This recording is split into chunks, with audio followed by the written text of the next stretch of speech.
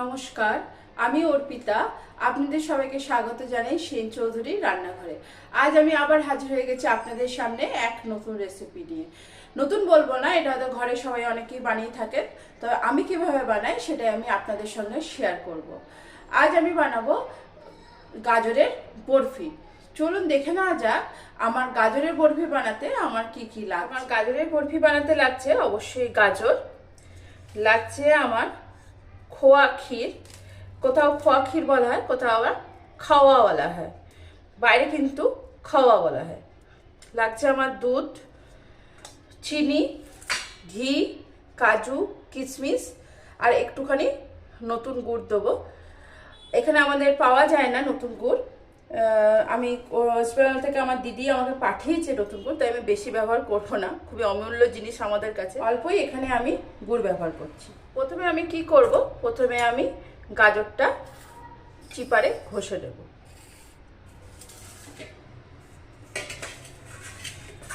দেখুন, চিপার কিন্তু অনেক রকমের হয়, এটা কিন্তু খুব বড় বড় হোল আছে এই চিপারটায়, আর এইটা দেখুন খুব ছোট ছোট হোল আছে, হোলগুলো ভীষণ ঘুনি ঘুনি হোল।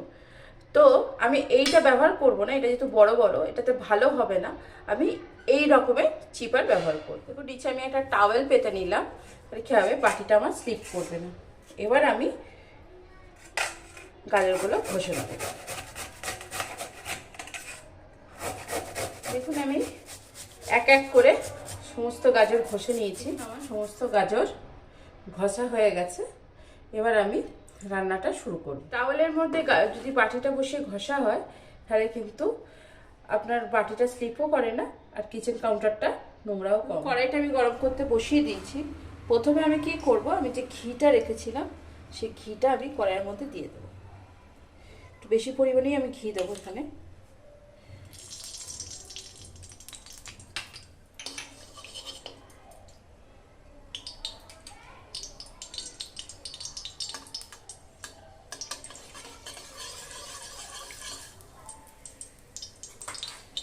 দেখুন ঘিটা আমার গলে এসেছে, এই সময় আমি গাজরগুলো দিয়ে দেবো।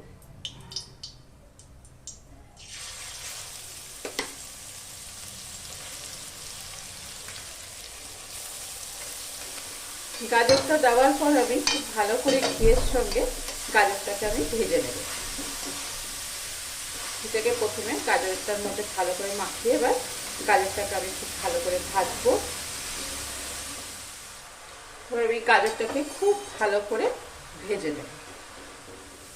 দেখুন এটা প্রায় 10-12 মিনিট মতো হওয়ার পর আমি আবারও নেড়ে দিচ্ছি উপর নিচ করে ভালো করে। জলটা এখনো, গাজরের যে জলটা আছে সেটা এখনো আমার শুকায়নি।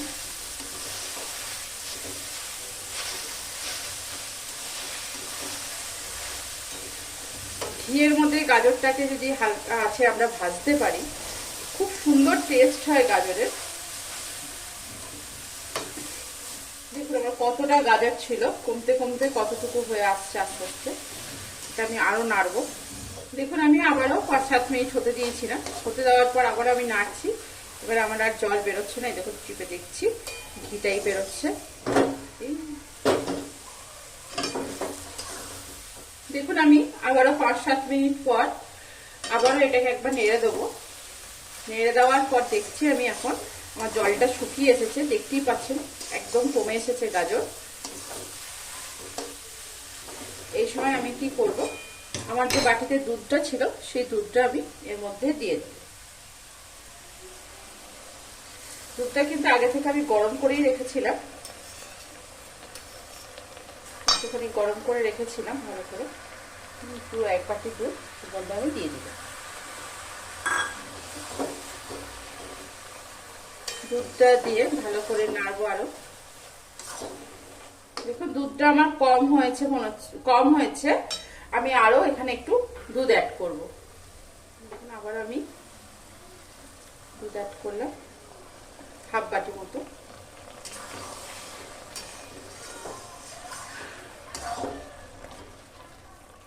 এবার আমি গাজরটাকে এই দুধের মধ্যে সেদ্ধ হতে দেবো।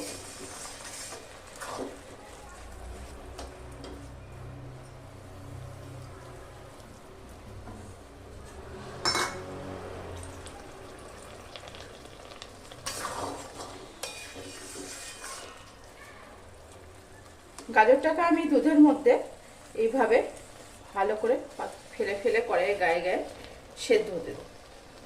গ্যাসের ফ্লেমটা কিন্তু খুব বাড়িয়ে রাখবেন না। দুধ যেহেতু আমরা দিয়ে দিয়েছি, এই সময় বাড়িয়ে রাখলে তলায় ধরে যাওয়ার ভয়। এবার আমি সেদ্ধ হতে দেবো। দেখুন আমি এবার আবারও একবার নেড়ে দিচ্ছি। 7-8 মিনিট হয়ে গেছে আমার। তার জন্য গাজরটা কিন্তু আমার খুব ভালো সেদ্ধ হয়ে এসছে।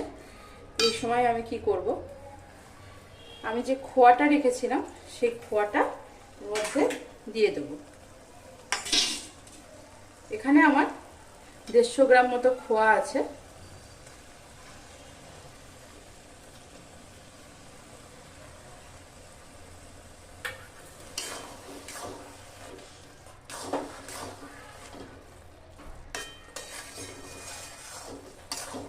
এখানে আমি আরেকটু খোয়া অ্যাড করছি, গাজরটা মাখা মাখা হয়নি।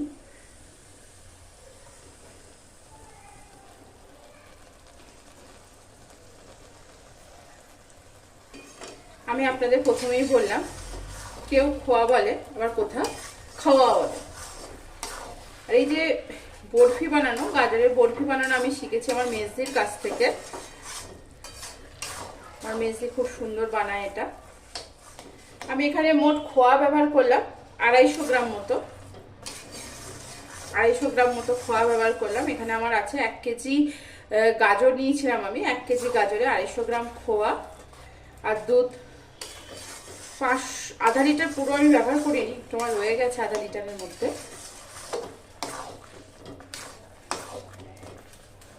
এবার এটাকে আমি পাক হতে দেবো খুব ভালো করে।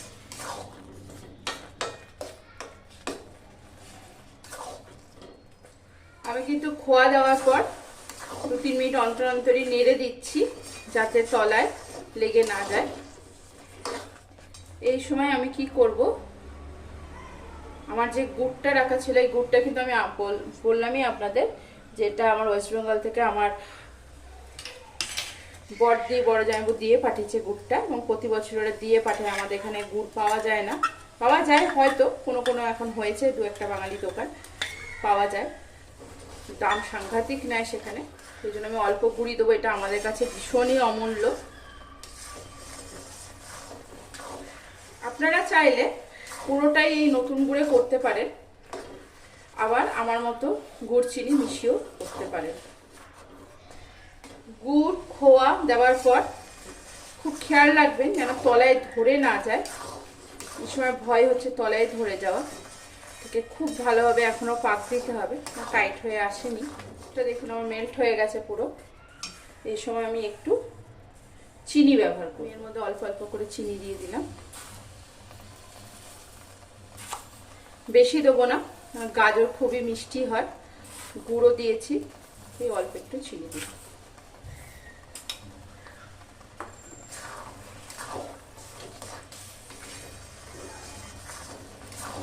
দেখুন আমি চিনি গুড় সব মিশিয়ে দিয়েছি। এই সময় আমি গাজরটা এখন পাতলাই আছে, ভালো করে চিনির থেকে যে রসটা বেরোয় সেটাকে আমি শুকোতে দেবো। চিনি দেওয়ার পর কিন্তু প্রচণ্ড ছিটকায় চারিদিকে, বারবার খুন্তি দেবেন তলায়, নাহলে লেগে যাওয়ারও ভয়, আবার চারিদিকটা ছিটকে নোংরাও হয়ে যাবে। বারবার খুন্তি দিলে সে ছিটকাবে না। দেখুন আমি 20 মিনিট ধরে সমানে নেড়ে গেলাম, প্রায় 20 মিনিট হতে চললো, নেড়ে গেলাম। নেড়ে যাওয়ার পর এই দেখুন এই স্ট্রাকচারটা এসছে। এটাকে কিন্তু ভালো করে নাড়বেন, খুব ধৈর্যের কাজ। খুব ভালো করে না নাড়লে এটা কিন্তু ভালো হবে না।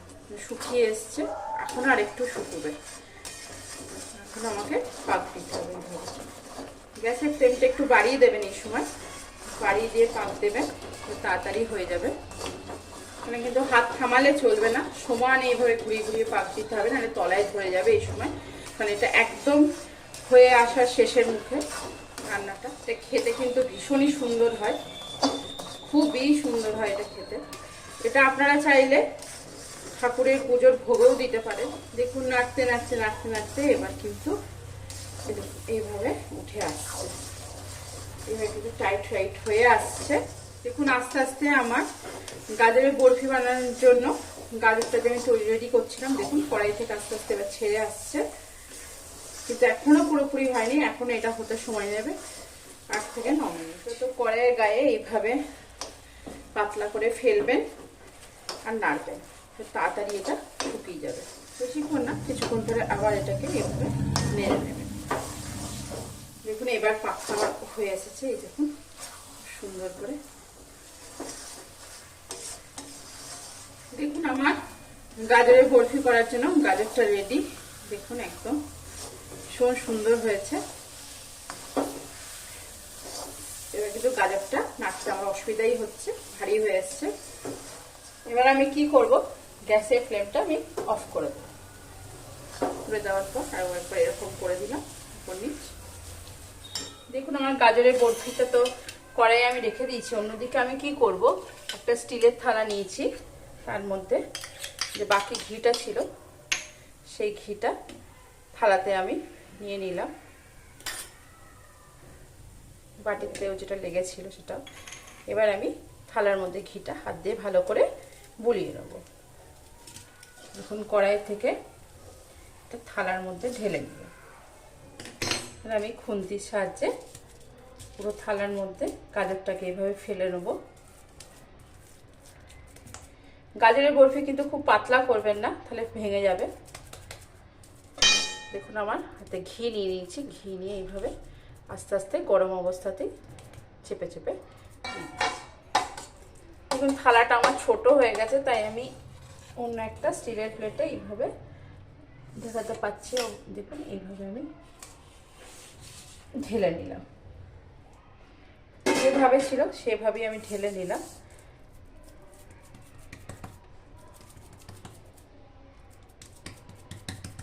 এইভাবে হাত দিয়ে আস্তে আস্তে আস্তে আস্তে ঘুরিয়ে ঘুরিয়ে ফেলে নেবেন। এটা কিন্তু এখন খাওয়া যাবে না, এটা পুরো ঠান্ডা হওয়ার পর তারপর এটা খাওয়া। গরম অবস্থায় যদি আপনারা এটা তুলতে যান তাহলে কিন্তু এটা ভেঙে যাবে। গরম অবস্থাতেই আমি বরফিগুলো এবার কেটে নেব।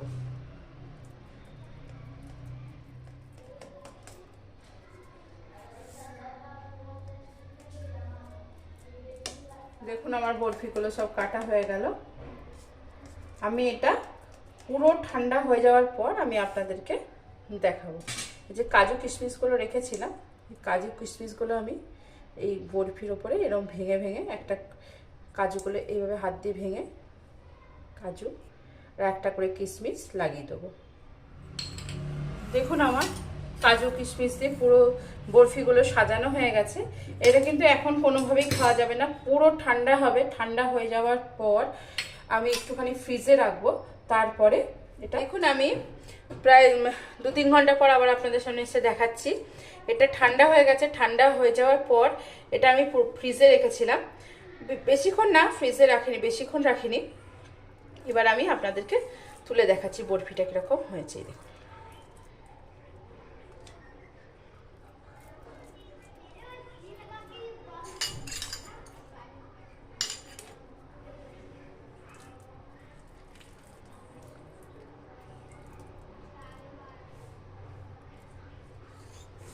দেখুন একদম নরম বরফির মতো উঠে আসছে। আজ আমি আপনাদের সঙ্গে শেয়ার করলাম গাজরের বরফি। আমার গাজরের বরফির রেসিপিটা আপনাদের কেমন লাগলো অবশ্যই কমেন্ট সেকশনে আপনারা আমাকে কমেন্ট করে জানাবেন। আমার এই রান্নাগুলি যদি আপনাদের ভালো লেগে থাকে অবশ্যই লাইক, শেয়ার আর কমেন্টস করতে ভুলবেন না, এবং অবশ্যই চ্যানেলটিকে সাবস্ক্রাইব করবেন। চ্যানেলটিকে সাবস্ক্রাইব করার পর সাবস্ক্রাইব বাটনের পাশেই দেখবেন একটা বেল আইকন আছে, মানে ঘন্টার মতো একটা চিহ্ন আছে, সেটাকে প্রেস করে অল করে রাখবেন। তাহলে আমি যা যা ভিডিও আপলোড করব সবার আগে নোটিফিকেশন আপনাদের কাছে যাবে। আশা করি আমি যে ভিডিওগুলো আপনাদের সামনে উপস্থাপনা করছি আপনাদের অবশ্যই ভালো লাগছে। তা আপনারা আমাকে, বড়রা যারা আছেন তারা আমাকে আশীর্বাদ করবেন, ছোটরা যারা আছো তারা আমাকে অনেক অনেক ভালোবাসা দিও, যেন আগামী দিনে আমি আরও অনেক দূর যেতে পারি এবং আরও নতুন নতুন রেসিপি নিয়ে তোমাদের সামনে হাজির হতে পারি। আজ এখানেই। ভালো থাকবেন, সুস্থ থাকবেন, আনন্দে থাকবেন আর অনেক অনেক সুখে থাকবেন। আবার আমি হাজির হব আপনাদের সামনে এক নতুন রেসিপি নিয়ে।